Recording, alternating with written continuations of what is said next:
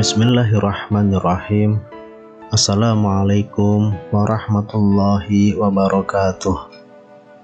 Syukur alhamdulillah kita bisa berjumpa kembali di channel ini. Sholawat dan salam semoga selalu tercurahkan kepada junjungan kita Nabi besar Muhammad Sallallahu Alaihi Wasallam. Allahumma sholli ala Sayyidina Muhammad wa ala ali Sayyidina Muhammad.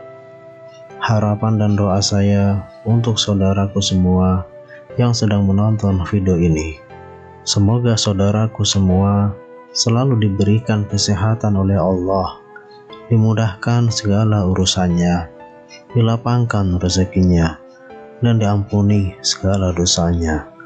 Amin ya rabbal alamin. Sahabat beriman yang dirahmati Allah, kehadiran malaikat di rumah tentu membawa rahmat dan berkah tersendiri dari Allah Subhanahu wa Ta'ala. Jadikan rumah kita sebagai tempat yang nyaman untuk tinggal bersama keluarga, sekaligus tempat yang sering didatangi malaikat. Allah Subhanahu wa Ta'ala telah menugaskan para malaikat untuk mengunjungi rumah-rumah umat muslim. Kehadiran para malaikat di rumah tentu sangat diidamkan oleh seluruh orang yang beriman. Namun, malaikat tidak asal singgah di suatu rumah jika di dalamnya tidak diisi dengan kebaikan dan juga ketakwaan kepada Allah Subhanahu wa Ta'ala. Malaikat dapat diundang ke rumah dengan banyak cara. Hal yang paling utama yang harus diperhatikan adalah menjaga iman kepada Allah Subhanahu wa Ta'ala. Dengan menjadi umat yang beriman, tentu segala hal yang diperintahkan akan dijalani dengan baik.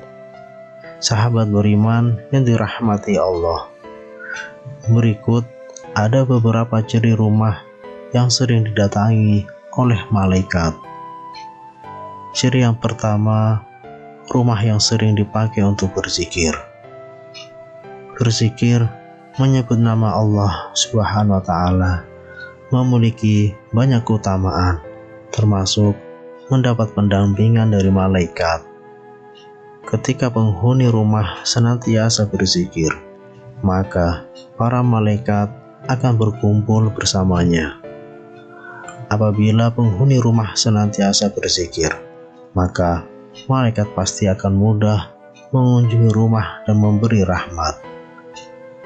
Dari Abu Hurairah radhiyallahu anhu bahwa Rasulullah Shallallahu Alaihi Wasallam bersabda, suatu kaum tidak duduk dalam suatu tempat untuk berzikir kepada Allah kecuali mereka dikelilingi oleh para malaikat dan diliputi rahmat, dan Allah menyebut mereka termasuk orang-orang yang ada di dekatnya. Kemudian ciri yang kedua yaitu rumah yang dijadikan tempat sholat. Sholat adalah ibadah paling utama bagi seorang muslim. Rumah bisa menjadi tempat sholat, sehingga ibadah ini dapat memberi cahaya dan ketentraman bagi penghuninya. Diriwayatkan dari Aisyah radhiyallahu anha adalah Rasulullah Shallallahu Alaihi Wasallam sholat malam, dan jika hendak sholat witir, beliau membangunkan Aisyah dan menyuruhnya untuk sholat. Hadis riwayat Muslim. Hendaklah di dalam rumah disediakan mihrab atau tempat sholat sebagai tempat khusus untuk mengerjakan sholat. Sebagaimana anjuran ini disyaratkan dalam firman Allah Subhanahu wa Ta'ala, surah Al-Imran ayat 39. Kemudian para malaikat memanggilnya ketika dia berdiri melaksanakan sholat di mihrab, Allah menyampaikan kabar gembira kepadamu dengan kelahiran Yahya, yang membenarkan suatu kalimat firman dari Allah, panutan, berkemampuan menahan diri dari hawa nafsu, dan seorang nabi di antara orang-orang soleh. Rumah yang pemiliknya senantiasa melaksanakan sholat juga akan membuat malaikat senang datang berkunjung. Dari Abu Hurairah, Rasulullah Shallallahu Alaihi Wasallam bersabda, di tengah-tengah kalian ada malaikat yang silih berganti bertugas mengiringi kalian di waktu malam dan siang hari. Mereka bertemu ketika waktu sholat asyar dan waktu sholat subuh. Malaikat yang mengawasi kalian naik ke langit. Lantas Allah bertanya kepada mereka, bagaimana kalian meninggalkan hamba-hambaku? Para malaikat menjawab, kami tinggalkan mereka sedang mereka tengah mendirikan sholat, dan kami datangi mereka sedang mereka mendirikan sholat. Kemudian ciri yang ketiga, rumah yang digunakan untuk membaca Al-Quran. Rumah yang sering digunakan untuk membaca ayat-ayat Al-Quran akan dihadiri oleh malaikat dan ditinggalkan setan-setan.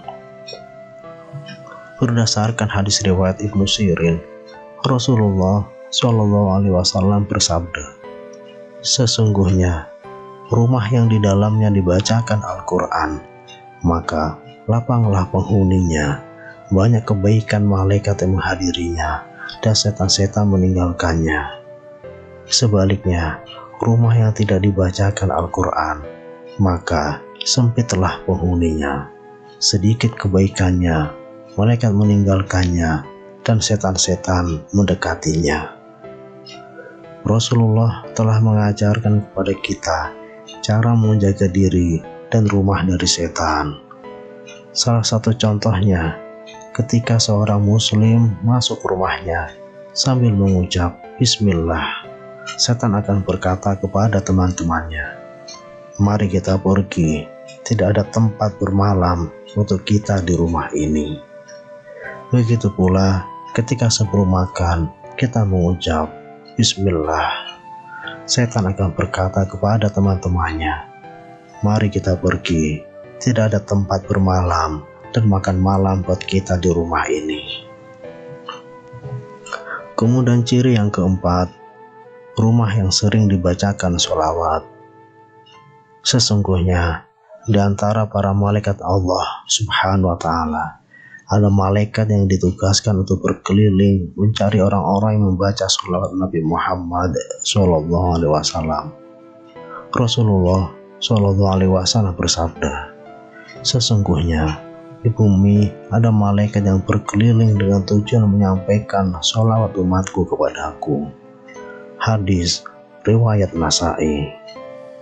Apa yang dilakukan para malaikat tersebut ketika mereka mendapatkan orang yang membaca sholawat?